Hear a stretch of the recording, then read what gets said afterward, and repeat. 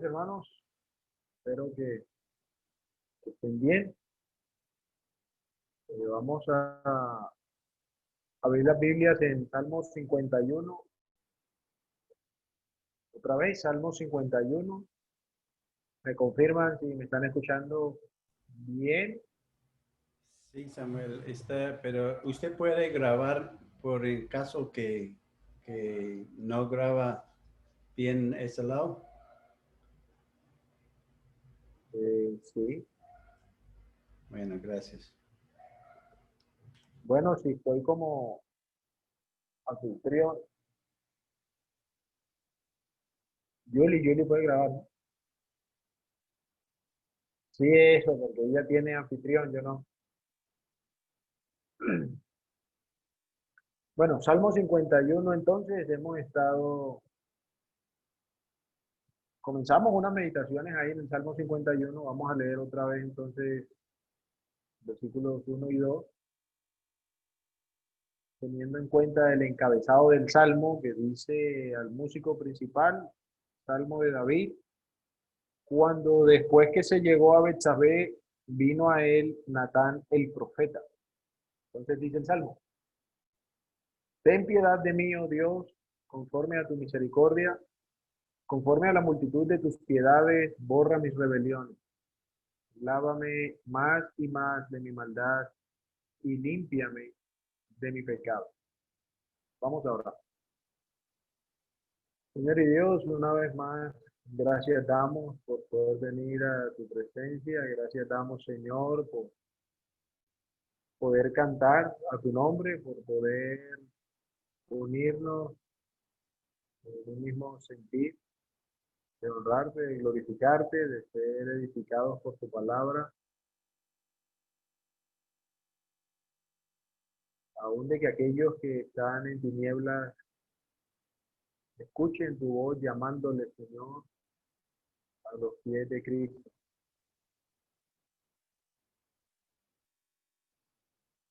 Padre, queremos que nos ayude, Señor, a tener una mejor comprensión de tu palabra, de ti, de tu persona, de tu carácter, de tu gloria.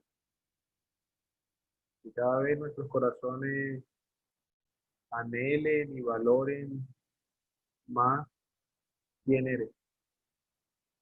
Nuestras rodillas se doblen en gratitud, en adoración, en amor sincero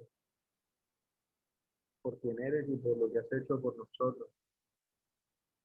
Ayúdanos, Padre, a través de estos textos a que nuestros corazones sean hechos sensibles a la voz de tu Espíritu, a que nuestro corazón pueda repudiar el pecado y verlo con la vileza como tú lo ves, que nuestros corazones anhelen, Señor, una vida continua en santidad, de manera que tú seas exaltado, de manera que tú seas conocido, que los que nos rodean no les quede duda de la gloria del Dios que invocamos.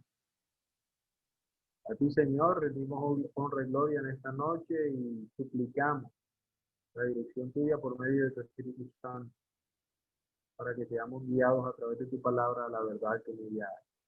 En el nombre precioso de Cristo Jesús. Amén. Muy bien. La última vez meditamos algunas cosas en el versículo 1. Hoy quisiera que nos detuviésemos en el versículo 2.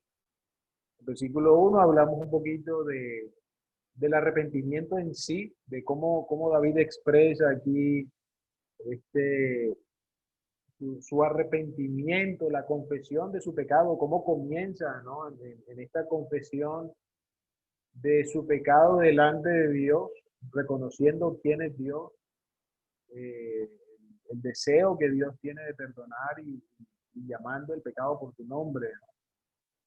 En el versículo 2, entonces, el que queremos mirar hoy, dice: lávame más y más, o como dicen otras versiones, lávame por completo de mi maldad y límpiame de mi pecado.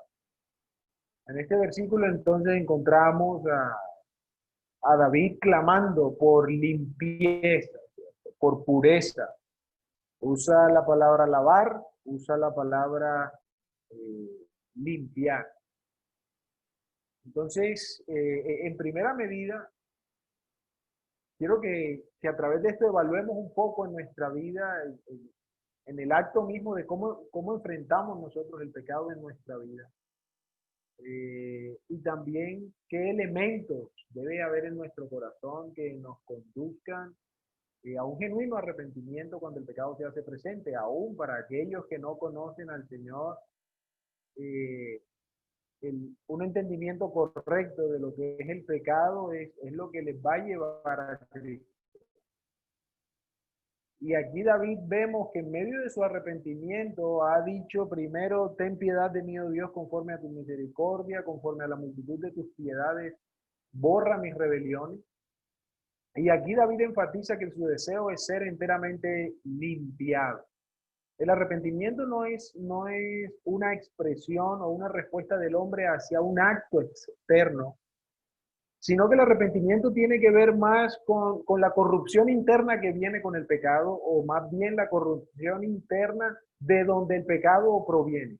Porque el Señor dijo en Mateo, de dentro del corazón del hombre sale todo lo que contamina al hombre. Entonces, más que los actos, no podemos desvincular o no podemos desconocer que lo que los actos hacen es exponer la corrupción del propio corazón. Santiago bien lo dice, que el acto de pecado es el fruto, es lo que se da a luz, pero todo comienza en la concupiscencia del corazón. Y es interesante que David aquí clama a Dios aludiendo a este asunto en particular, a lo que había en su vida y en su corazón. No tanto a lo que hizo, no tanto por el crimen, no estoy diciendo que no sea significativo, pero no fue tanto por el crimen de Urías o por haber tomado a Betsabé, por haber no ido a la guerra, qué sé yo. David está expresando que esto que ha sucedido no ha sido más que el resultado de cosas allí que estaban en su corazón a las que no quiso atender o no quiso prestar atención. David está ocupado no tanto por la forma externa del pecado y resolver lo externo, sino que David está buscando que Dios trate con él mismo en su propio corazón, sanando, limpiando, restaurando, cambiando aquello que es el origen de lo que se hace. Hay en este clamor por santidad, y decimos que es un clamor por santidad porque lo que David desea es estar limpio. Lo que David desea es estar puro. Él no quiere estar manchado, él no quiere estar sucio, él no quiere estar lleno de pecado. No solo entiende en su mente que no es algo bueno, que no es lo mejor, sino que sus actos están demostrando que es completamente maligno que la presencia del pecado tenga lugar permanente en su vida. Entonces dice, Señor, lávame, y dice más y más, por completo. Y allí una de las primeras cosas que quisiera notar acerca de este clamor por limpieza o pureza, y es el elemento interno, ¿no? del pecado. David está diciendo, lávame, límpiame. Está identificándose con el pecado. No está diciendo, uy, Señor, qué cosa rara esa. Bueno, que no se acerque más a mí. No, está diciendo, lávame a mí. ¿Cierto? Porque el pecado es una cosa que está arraigado a mí. Está expresando que no fue el acto lo que le contaminó, sino que la contaminación estaba en su corazón. Se ve David ahora sobrecogido, sobrepasado, se ve abrumado por la inmundicia del pecado que hay en él. Y dice, Señor, yo soy el que necesita ser limpiado. Entonces, en aras de un verdadero arrepentimiento, o el verdadero arrepentimiento no puede tomar el pecado como el acto externo que está incluido, pero el verdadero arrepentimiento tiene que hacernos revisar hacia adentro, tiene que hacernos revisar el corazón, porque no solo es fruto de algo que está en mi carne, sino que también es un perjuicio que hago contra mí mismo. No es solo que haya maldad dentro, sino que cuando la practico, por decirlo de alguna manera, añado más maldad. ¿Cierto? Que digamos, el que cae en el fango, entre más patalea, más se ensucia. ¿Cierto? Nosotros cuando caemos en un charco nos empezamos a sacudir todo, tratamos de sacar los pies con cuidadito como para no embarrarnos más. Entonces no es solo un asunto que viene de dentro, sino que añade, multiplica, por decirlo de alguna manera, incrementa o fomenta la inmundicia en el corazón. Y a medida que vamos avanzando, quisiera que pensáramos en nosotros, ¿cierto? Y cómo los creyentes pensamos acerca del pecado. Y tengo que reconocer que en ocasiones he tomado el pecado como si fuera eso externo. Entonces el asunto es, bueno, eso no se hace, no se debe hacer. Pero no miro dentro a las motivaciones o a la concupiscencia de mi corazón que me llevó a hacer las cosas que hice.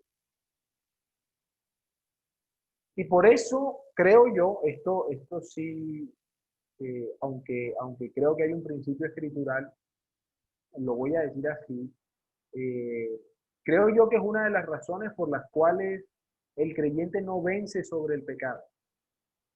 Porque cree que el pecado se trata de algo que está fuera de él.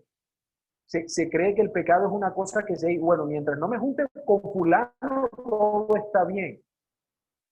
Sin revisar que es en mi corazón donde se han gestado las motivaciones que me han llevado a que cuando me encontré con fulano, permitiera que de mi corazón brotara el pecado.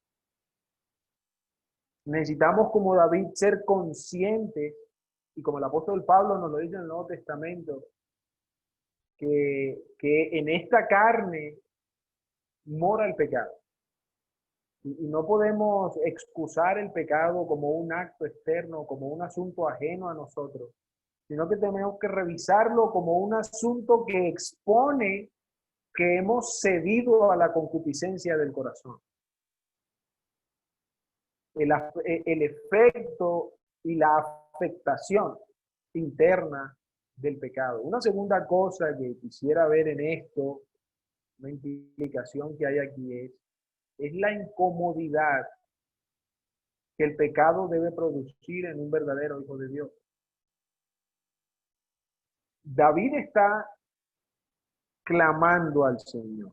Miren cómo comienza: ten piedad de mí. David sabía que lo que merecía por su pecado era la muerte. Él mismo dictó sentencia. Recuerden que analizamos también hace tiempo el pasaje en el primer libro de Samuel. Natán le presenta una parábola y él responde, bueno, ese tiene que morir. Y Natán le dice, tú eres ese hombre. Y cae en tierra, pequé contra Jehová. No, aquí dice, Señor, ten piedad de mí. Él sabe el peso que tiene el pecado en su vida y no está tranquilo con eso. David no está como, bueno, sí, cierto, como embarrada con eso. Bueno, habrá que hacer algo. No, David tiene un profundo peso en su corazón que no le permite seguir adelante. David, inmediatamente después de que Natán le declara que él es ese hombre, él cae postrado delante del Señor, reconociendo su culpa, reconociendo que no, ¿cierto? A menos que fuese la misericordia del Señor, no había esperanza para él. Parte parte del efecto que la Escritura nos muestra que tiene el pecado es el adormecimiento, es el endurecimiento del corazón. Cuando no somos diligentes, cuando no estamos tratando con el pecado en nuestra vida de una manera pronta, nuestro corazón se adormece, nuestro corazón se endurece y es cada vez peor. Es por eso que el creyente, el incrédulo también, pero pensando en nosotros, hermanos, es importante que nosotros miremos el pecado con una sensibilidad importante, porque es triste ver cómo aún en mi propia vida y en la vida de muchos, en la vida de la iglesia, el pecado se hace presente y bueno, hay una declaración que es cierta, pero que no es excusa, que bueno, mientras la iglesia esté en el mundo, habrá pecado en ella porque no vamos a ser perfectos. Perfecto. Eso es técnicamente cierto. Pero lo que ha sucedido es que nos hemos querido excusar en eso para que el pecado sea una característica permanente de la iglesia. Y eso no está bien. Eso no debe ser así. Pablo lo recalca en sus cartas. Aún en Corintios les dice, miren, las cosas que ustedes hacen ni se nombran entre los gentiles. Es decir, ¿cómo es posible que haya lugar en la vida de la iglesia para el pecado de una manera tan folclórica, tan campante, que hay pecado y a nadie le molesta, no pasa nada, todos seguimos adelante? Y es lamentable ver que muchas veces la vida de la iglesia está marcada más por sus actitudes pecaminosas. Los inconversos reconocen más a ciertos cristianos en tal lugar por actitudes pecaminosas, no por la vida santa que deberían vivir. Y el problema es que cuando uno examina, se da cuenta que es que los creyentes están tranquilos con el pecado en medio de ellos. Estamos desobedeciendo claramente al Señor y parece que a nadie le duele, parece que a nadie se inmuta. Nos dicen en cada reunión, es que hermanos, esto está mal, esto es pecado, no debe haber lugar para esto, y salimos a hacer justo lo que nos acaban de decir, que no es conveniente a la santidad en la casa del Señor. Creo, hermanos, que la iglesia, de manera general, ha caído en esto, de tener una actitud condescendiente con el pecado. Bueno, demos tiempo para que, no, ya el Señor le hablará a fulano, o no, el Señor sabe que este pecado es como chiquito, o tenemos una serie de excusas que usamos para convivir con el pecado. Y aquí vemos a David profundamente incómodo con el pecado en su vida. David era perfecto, bueno, está más que claro que no era perfecto. Pero a la más mínima percepción, noción, conocimiento de pecado en su vida, David se sentía profundamente incómodo. No era capaz de tolerar eso, no como que, hey, Natán, me cogiste, tienes razón, eso como que, no, su actitud fue un quebranto inmediato, porque no era posible que él conviviese con eso en su vida. Yo creo que es importante para nosotros mirar adentro y revisar qué tan cómodos estamos nosotros con el pecado que hay en nuestra vida. ¿Qué es lo que ha pasado cuando hemos dicho, ay Señor, perdóname por esto? De verdad lo hemos hecho porque creemos profundamente que si no es por la misericordia del Señor no nos podemos librar de eso. Lo hemos hecho porque entendemos y valoramos que una vida santa es lo mínimo que puedo ofrecerle a Dios y que es lo que Dios requiere de mí. Porque recuerden, David está clamando aquí por pureza, por limpieza, por mantener una vida santa, íntegra delante del Señor. La siguiente cosa que quiero que veamos allí, otra implicación es cuando David dice, lávame más y más, o cuando David clama diciendo, por completo. Pareciera estar dándonos a entender David de el acecho del pecado. Que la propensión al pecado es un asunto que continuamente está tocando a la puerta.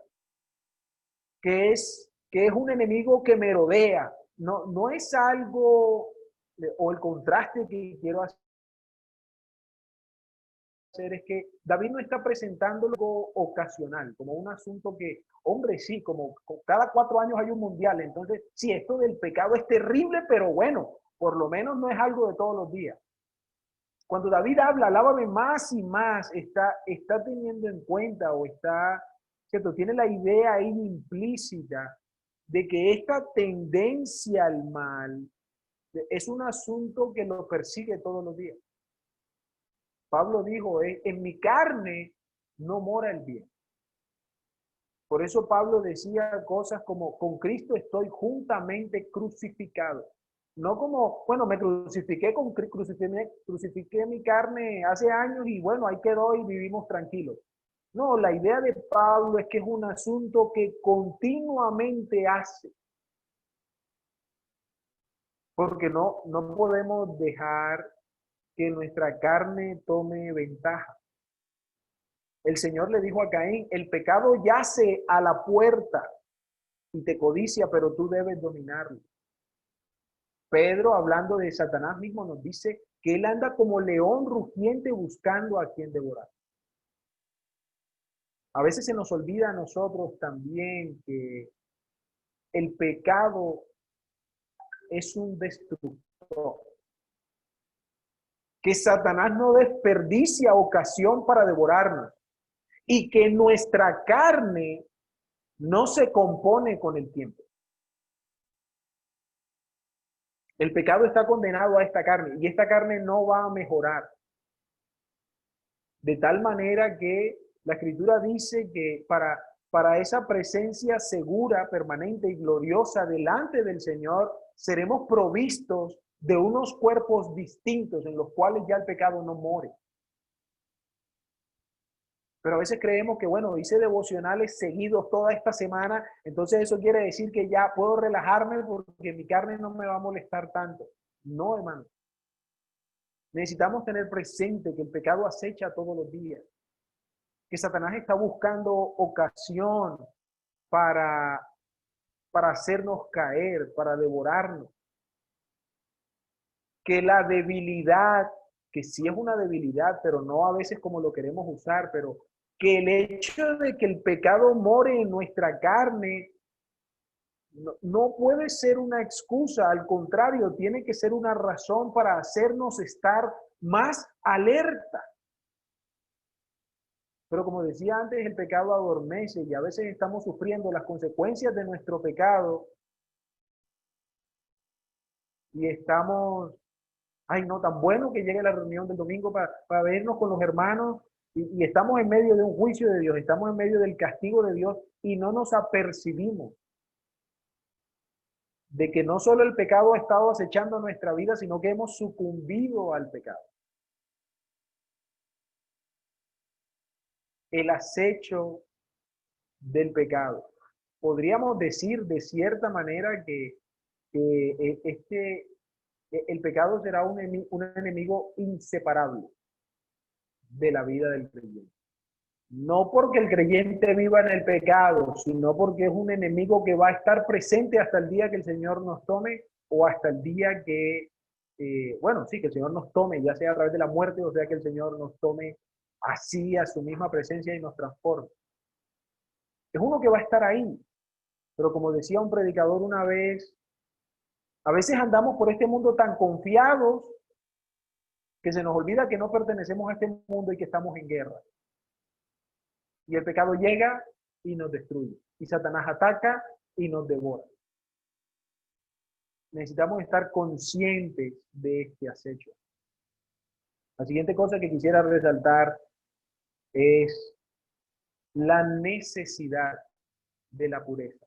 no es una opción, es una necesidad, es una necesidad.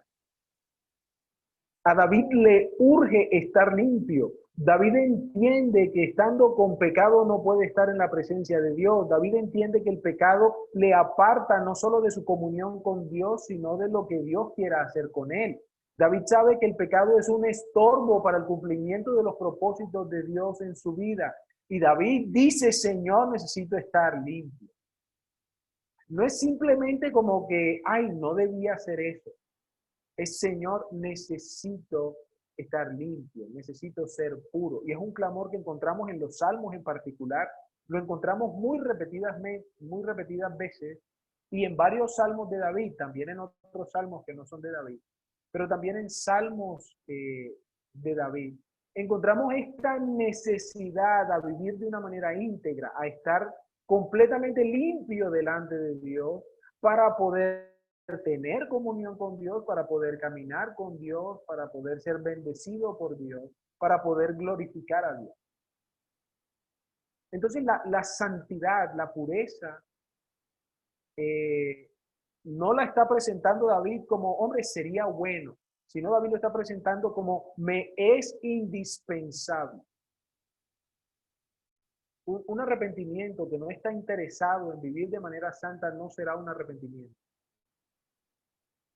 Una confesión de pecado que en el fondo no desee estar limpio, sino más que todo arreglar el acto, no será un arrepentimiento genuino. El arrepentimiento genuino tiene implícita, trae consigo una necesidad de estar limpio delante del Señor. Es el primer paso en la búsqueda de esa santidad o en la restauración de esa santidad delante del Señor. Hebreos nos dice, 12:14, buscad la paz con todos y la santidad, sin la cual nadie verá al Señor. ¿Cuánto nos urge a nosotros, hermanos, vivir limpio? Yo tengo que reconocer que ha habido épocas en mi vida donde la santidad no era una cosa tan importante como sí, bueno, ¿no? El Señor, la santidad, pero en el ejercicio de la vida diaria convivía con pecado y como que no era tan grave porque estas cosas son pequeñas, estas como que no ensucian tanto.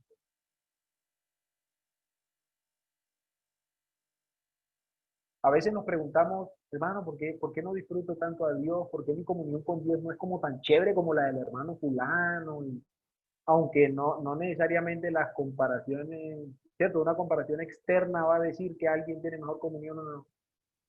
Pero una primera pregunta que podríamos hacernos es, bueno, ¿qué tanto deseo yo santidad? Porque si mi forma de vida, si mi corazón no está buscando andar en santidad, difícilmente voy a disfrutar de Dios. Difícilmente voy a estrechar cada día mi comunión con Dios. La necesidad de la pureza, hermano. Y una última cosa que quisiera mencionar, que es lo más importante, pero donde queremos que llegue la conclusión, no está de último por ser menos importante, es el reconocimiento que David hace del poder purificador de Dios. David no está limitando su pureza o su anhelo de santidad a que él va a corregir ciertas actitudes, aunque tenía que corregir cosas que había hecho, sino que él entiende que esto de ser santo es una provisión que solo de parte de Dios se puede obtener, que solo Dios puede hacer manifiesta en nuestra vida. Claro, nosotros correspondemos con nuestras acciones, con nuestros pensamientos, con cómo cultivamos la santidad. Pero David apela al poder purificador de Dios. Lávame tú lávame, tú límpiame, tú haz esta obra en mi vida. Y qué bueno terminar entonces estas ideas contemplando el carácter de Dios. Que no solo es un Dios santo, y no lo digo como si no fuese importante, sino que aparte de que Él es un Dios santo, digámoslo de esta manera, aparte de que Él es un Dios santo, con todas las implicaciones que eso tiene, Él desea purificar a los que se acercan a Él.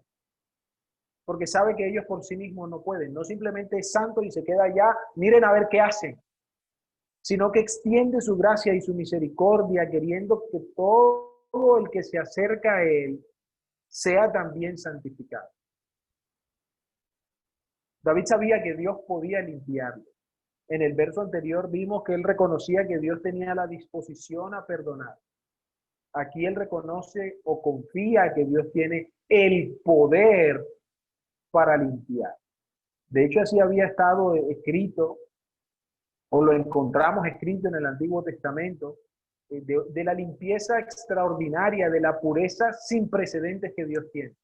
Habacuc 1:13 dice, muy limpios son tus ojos para mirar el mal y no puedes contemplar la opresión. En el Salmo 19 dice, el mandamiento del Señor es puro que alumbra a los ojos. En Isaías 6:3, un pasaje quizá más famoso, encontramos que estos que están en la presencia de Dios, los serafines, dicen, santo, santo, santo es el Señor de los ejércitos, llena está toda la tierra de su gloria. El apóstol Juan en su primera carta dice, Dios es luz y no hay tiniebla alguna en él. Más adelante dice, y todo aquel que tiene esta esperanza en él se purifica a sí mismo, así como él es puro. Hermanos, cuando contemplamos a Dios, no es solo un asunto de mirar las cosas malas que tengo que dejar de hacer. Es entender cuán puro es Él, cuán perfecto es Él. Y cómo o qué representa eso para mí, que fui llamado por su evangelio para estar en comunión con Él. Ahora, desde la verdad más simple, todo el que necesite estar limpio de un pecado necesita ir a Cristo. Todo el que necesite ser limpio del pecado en su corazón necesita acercarse a Dios. Porque no hay iglesia, hombre, institución, cosa que pueda purificar el alma de nadie. Y es el primer llamado que el Señor hace a través del Evangelio. El incrédulo que entiende que la corrupción no está en las cosas que hace, sino en su propio corazón, estará más cerca de reconocer la pureza y el poder de Dios para venir a Él y acercarse rogando su limpieza. Pero es triste, hermanos, que de pronto muchos de los que proclamamos haber sido ya lavados por la sangre preciosa del Cordero, no estamos interesados en vivir en esa limpieza que se nos ha hecho. Creemos que podemos darnos el lujo de convivir con ciertas cosas, de actuar de cierta manera, porque eso de pronto es menos importante, o porque Dios no lo ve, o porque, mire, la Escritura, bueno, el Señor en la Escritura ha querido dejar este testimonio tremendo de este hombre que era conforme al corazón de Dios, pero que en un momento fue irresponsable, adúltero y homicida. Porque este hombre también necesitaba de la presencia de Dios. Entonces no es simplemente una necesidad que tiene el incrédulo, que la tiene. No es simplemente una necesidad que tiene el perdido, que la tiene. Los creyentes necesitamos despertar. Despiértate tú que duermes, dice Pedro. Necesitamos despertar a una vida de santidad. Pedro dijo, escribió, baste ya el tiempo pasado. No puede ser que llamándonos pueblo de Dios, sigamos con hábitos, costumbres, formas que pertenecen al pecado. Ahora, cuando vemos a un Dios supremamente santo y limpio y poderoso para perdonar, ojalá podamos entender un poco más ¿Cuán ofensivo es entonces el pecado? ¿Cuán dañino es entonces el pecado? Atenta completamente contra él, desdice lo que él ha planeado para el hombre, se contrapone a todo buen propósito que él ha querido cumplir en el ser humano, desde que los creó en el huerto del Edén. Entonces, el arrepentimiento genuino comprende entender, involucra el entender que todo pecado es una cosa supremamente ofensiva para Dios y una cosa supremamente ofensiva para el ser humano, dañina para el ser humano. No es mi escala del pecado lo que determina qué tan feo es, qué tan dañino es. Es la santidad de Dios la que me hace ver lo horrendo de un pecado. Si en él no hay tiniebla alguna, la más mínima sombra es ofensa. Entonces, que el Señor nos ayude, hermanos, a desear profundamente una vida de santidad, a estar supremamente incómodos con nuestro pecado, a entender que el pecado expone la concupiscencia de nuestro corazón. El acto de pecado expone la concupiscencia de nuestro corazón. No es una cosa ajena a nosotros. Entonces, ¿cómo es que uno que ha sido lavado por la sangre de Cristo sigue tranquilamente manifestando cosas que no corresponden a la pureza que ha sido operada en él? Que el Señor nos ayude a no olvidar que el pecado acecha todo el día, todos los días, y no va a dejar de acechar hasta que el Señor nos lleve a su presencia. Pero que por sobre todas las cosas nuestra confianza y nuestro corazón se arraiguen en este magnífico Dios que tenemos, puro, perfecto, santo, que misericordiamente desea limpiar. Lávame por completo de mi maldad y límpiame de mi pecado. Padre, gracias, Señor, te damos por tu palabra, gracias damos, Señor, porque eres un Dios absolutamente santo y que cuando nos has salvado, Señor, has hecho de nosotros una obra magnífica y gloriosa, trasladándonos de las tinieblas a la luz, limpiándonos de la podredumbre, del lodo cenagoso, de la inmundicia del pecado, a revestirnos con la justicia de Cristo. Oh Padre, que nuestros corazones sean conmovidos, sean sensibilizados,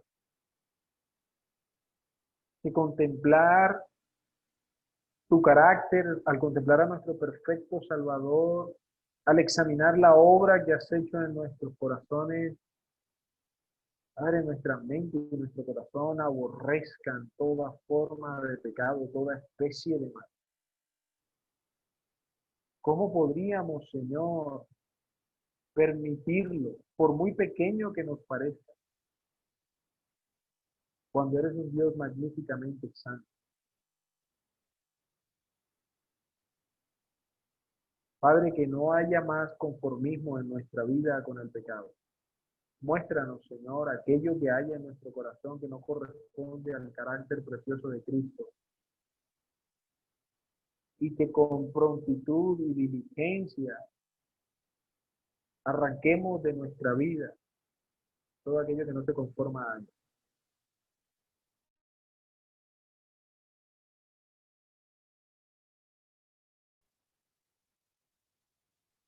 Sabiduría para poder estar atentos, para no sucumbir ante el pecado que nos acecha continuamente, para no dar lugar al diablo, para no abrir espacio, Señor, a cualquier forma de mal que quiera penetrar en nuestra vida. Gracias, Señor, porque nos permites contemplarte a través de tu palabra, puro, santo, sin mal, y poder gozarnos en ser partícipes de tu santidad y ser estimulados, Padre, a caminar en ella para la gloria tuya. Nunca podríamos pagar tu obra en favor nuestro. Pero gracias por permitirnos, Señor, ofrecerte nuestra gratitud, nuestra adoración a través de nuestra manera de vivir en Cristo, nuestra conducta, como dice el apóstol, sobria, justa y piadosamente, en medio de una generación maligna y perversa. Que los hombres, que la humanidad, las personas que nos rodean, puedan comprender la gloria de nuestro Salvador a causa de las vidas santas que nos ven llevar. A ti, Señor, sea gloria y honra hoy y siempre. Amén.